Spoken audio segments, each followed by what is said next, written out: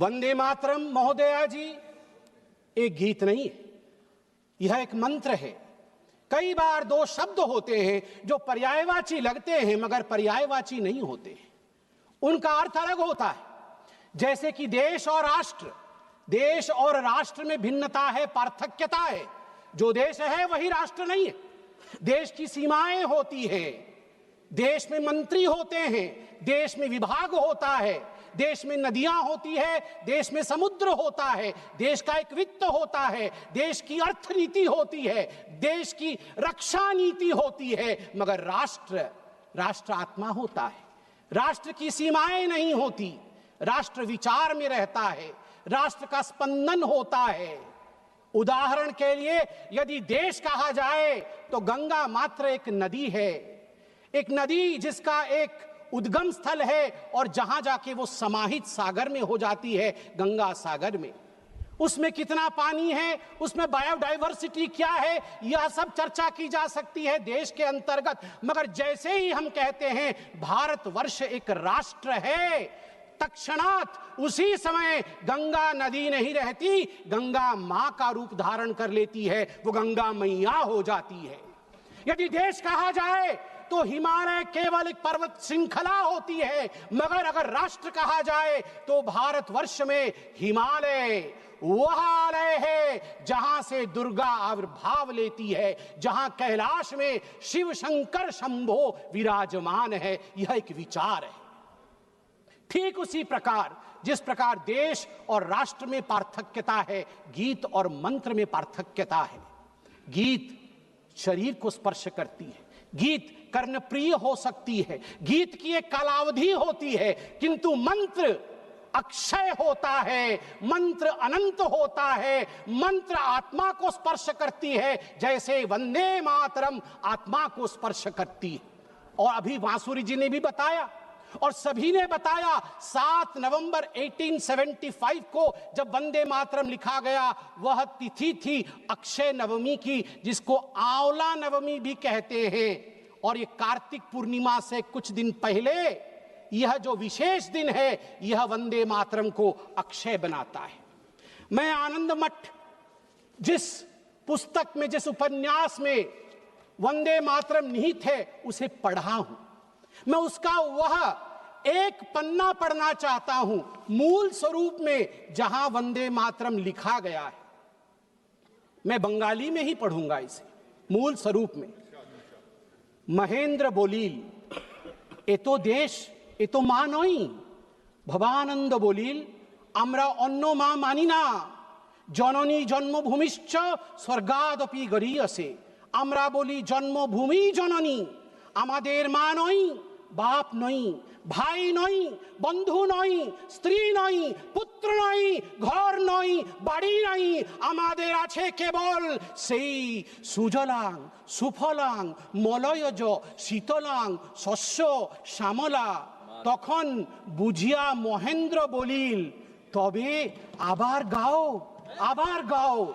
महेंद्र ने समझ लिया और उन्हें कहा, अच्छा भवानंद फिर से एक बार गा के मुझे सुनाओ। भवानंद आबार गाइल, सुजलां सुफलां मलयज शीतलां शस्य श्यामलां मातरं Vande Mataram. This is the way it was sung for the first time in Desh Rag in आनंद मठ।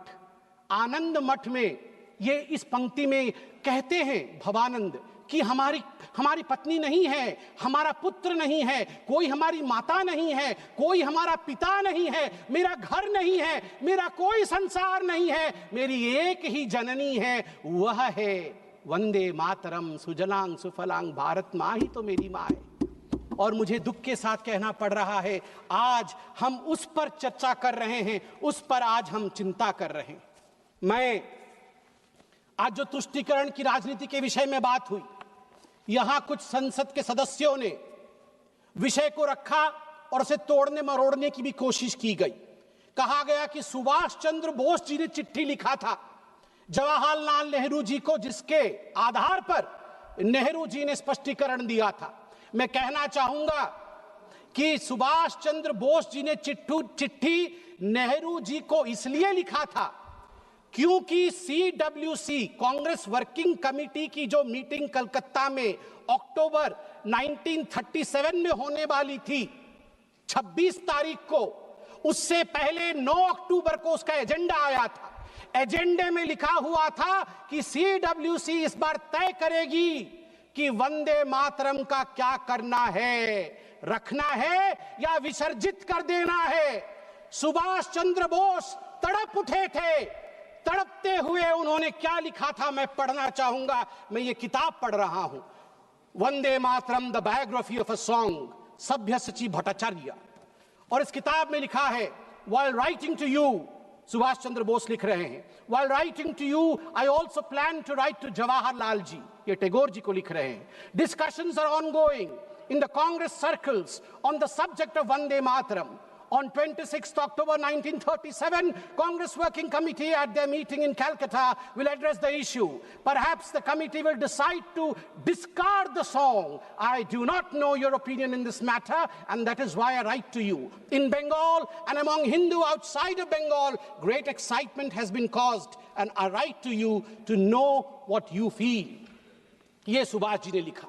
अब मैं यहां पे उद्धृत करूंगा पंडित नेहरू ने क्या क्या कहा है वंदे मातरम के लिए। ये सब कुछ इस किताब में है, ऑन रिकॉर्ड मैं पढ़ रहा हूं। Nehru had only recently read the novel आनंद मठ only 6 days before the working committee meeting. केवल 6 दिन पहले उन्होंने आनंद मठ आनंद फानन में पढ़ लिया। उसके बाद नेहरू ने चिट्ठी लिखा। Nehru writes on 20th October 1937, quote, I have managed to get an English translation of Anand Math, and I am reading it at present to get the background of the song.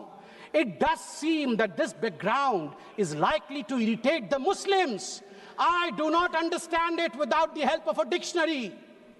आप चिंता करिए, नेहरू देश के प्रथम प्रधानमंत्री आनंद मठ जैसे महान किताब को, बंकिम ऋषि बंकिम के उस महान ग्रंथ को आनंद फानन में 6 दिन पहले पढ़ रहे थे CWC, ताकि वंदे मातरम को विसर्जित करना है या रखना है इसका निर्णय वो ले सके। आप सोच के देखिए ये किस प्रकार की धृष्टता थी भारतवर्ष के साथ।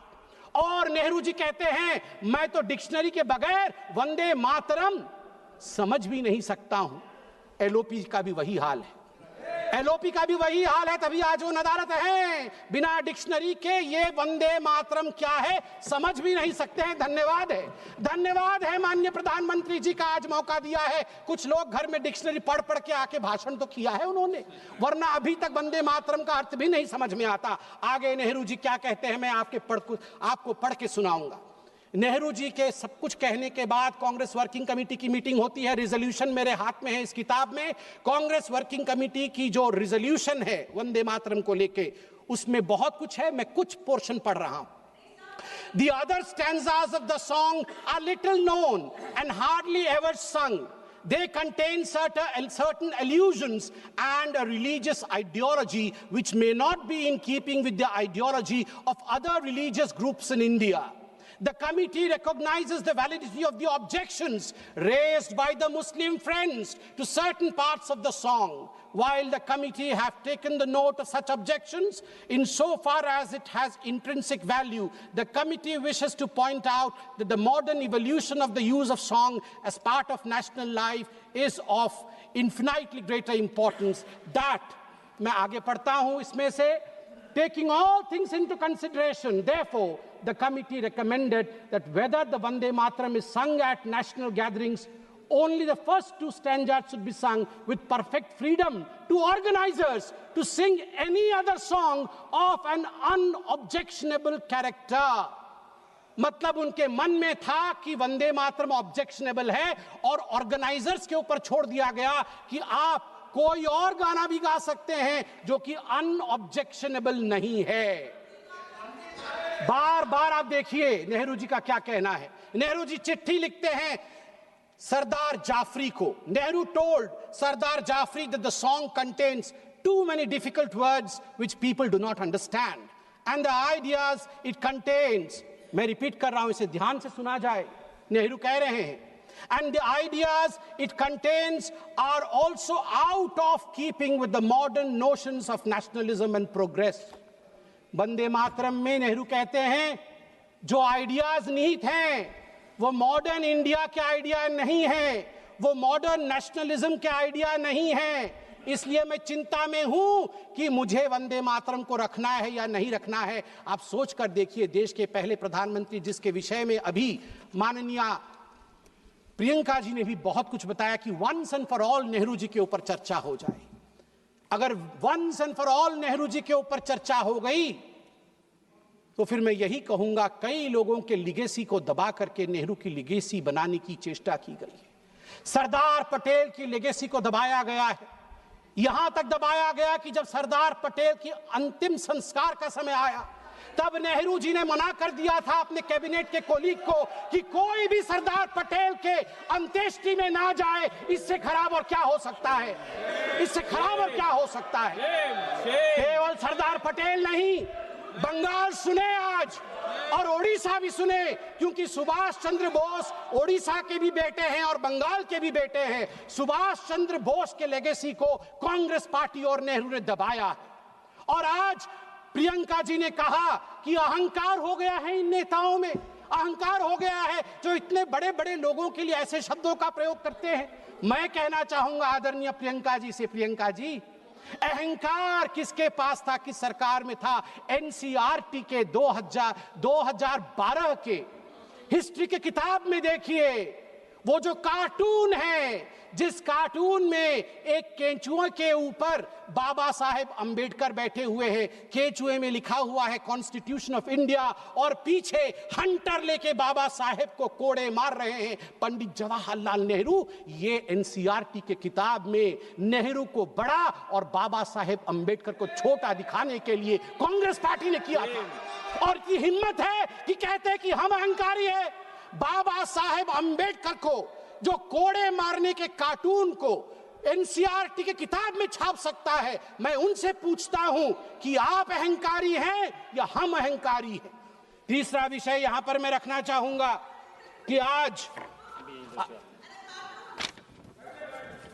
in a cartoon also you cannot insult Baba Saheb Ambedkar. I'm sorry that you feel that we can insult Baba Saheb Ambedkar.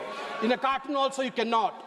आज मैं कोट करना चाहूंगा श्री अरविंदो को, श्री अरविंदो जी को कोट करना चाहूंगा। महर्षि अरविंद कहते हैं, जब उनसे उनके शिष्य ने पूछा कि कांग्रेस पार्टी ने कई पैराग्राफ हटा दिए, केवल 2 स्टैंजा ही रखा है, दुर्गा नाम था उसमें, सरस्वती जी का वर्णन था इसलिए हटा दिया गया, तो अरविंदो जी 1939 में झन्ना जाते हैं और अपने शिष्य को कहते हैं, मैं कोट कर रहा हूं, अंग्रेजी में ही कहा था, अंग्रेजी में बोलता हूं। Sir Aurobindo commented, but it is not a religious song. It is a national song, and the Durga spoken of is India as the mother. Why should not the Muslims accept it? In the Indian concept of nationality, the Hindu view would naturally be there. If it cannot find a place there, the Hindus may as well be asked to give up their culture in future. उन्होंने कहा कि क्यों जो दुर्गा लिखा गया है वंदे मातरम में, उसमें अगर हिंदू व्यू भी है तो इतना कॉम्प्रोमाइज करके घबराने की क्या बात है? स्वाभाविक है, ये भारतवर्ष है, इस भारतवर्ष में हिंदू व्यू आएगा ही, सनातन का व्यू आएगा ही। क्यों नहीं आए, क्यों नहीं आए? अनादि काल से जो गंगा अविरल बह रही है, जो विचारधारा अविरल बह रही है, उस विचारधारा को हम एपोलोजेटिक होके, हम शर्मिंदा होके खंडित क्यों करें? महात्मा गांधी क्या कहते हैं वो भी सुन लेते हैं। महात्मा गांधी कहते हैं, no matter what its source was and how and when it was composed, it has become a most powerful battle cry among the Hindus and Muslims of Bengal during the partition days. It was anti-imperialistic cry.